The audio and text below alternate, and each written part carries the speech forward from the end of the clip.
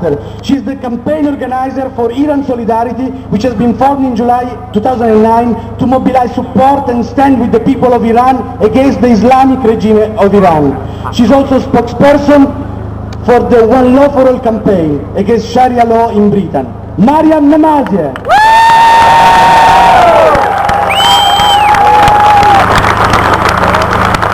Thank you.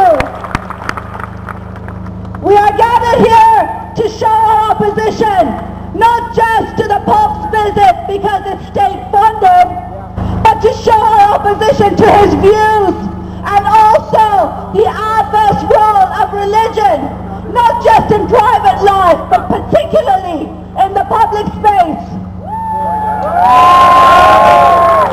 The Pope says we need the corrective supplied by religion. That is exactly what we don't need.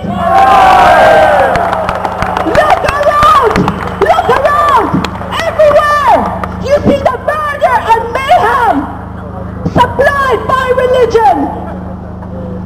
We are not on another planet, or speaking of centuries past, where someone can get away with saying this. Every second of every minute of every hour of every day, we see religion's corrective supplied to the world. From stem cell research, to family planning, to exemptions, to discriminations, to the segregation of children, to parallel legal systems, whether it's Sharia law or the Western. And what's even worse is Islam. Yes. Not because Islam is worse than Christianity. They are both fundamentally the same. But because Islam has political power. It has political power, not just of 100 clergymen. It has state power. It has Sharia law is now the most practiced religious law across the world. Under Sharia law, child sex abuse is the law. You know about child marriages from the age of 9 and even younger if male guardians permitted. The difference with Islam is the difference between Christianity today and Christianity during the Inquisition. We are living through an Islamic Inquisition. They keep telling us this is not Islam, this is not Christianity.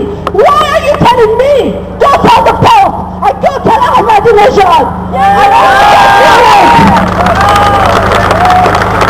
A significant battle against the Pope and religion's role has to be a battle against Islamism. But suddenly it's racism.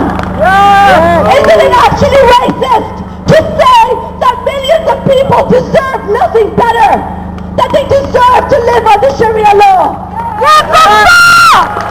If you talk about Sharia law and Islamism, they say it's moral imperialism, as if stoning is people's culture, as if it's people's demand, as if Sharia courts are people's choice and demand. You have to choose whose culture. Sakina Mohammadi Ashani, who is fighting for her life, not to be stoned to death, or the Islamic regime of Iran's culture. You have to choose which culture. Is it the culture of the Sharia judges here in Britain, or the woman who says, I don't want to live in a violent situation anymore?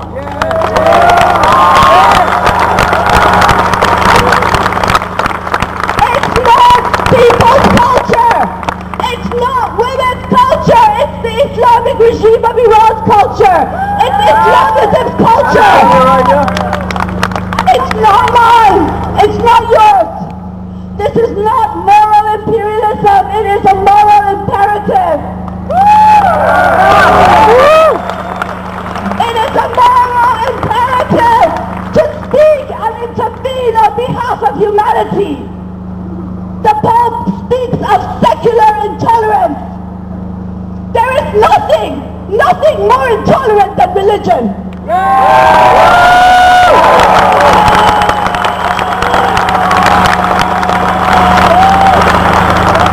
It doesn't tolerate gays. It doesn't tolerate women. It doesn't tolerate sex. It doesn't tolerate music. It doesn't tolerate you wearing what you want to wear. It is a crime to be a human being in Iran, Iraq, Afghanistan, and in many countries under Islamism. And by the way, in large parts of Britain, that has a vast majority of our citizens handed over lock, stock and barrel to the Islamic movement. It is a question of choice. We choose humanity. We choose humanity while the Pope and the Islamists choose religious dogma at the expense of humanity.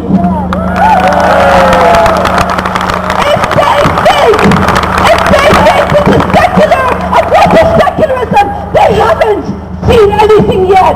We're going to push them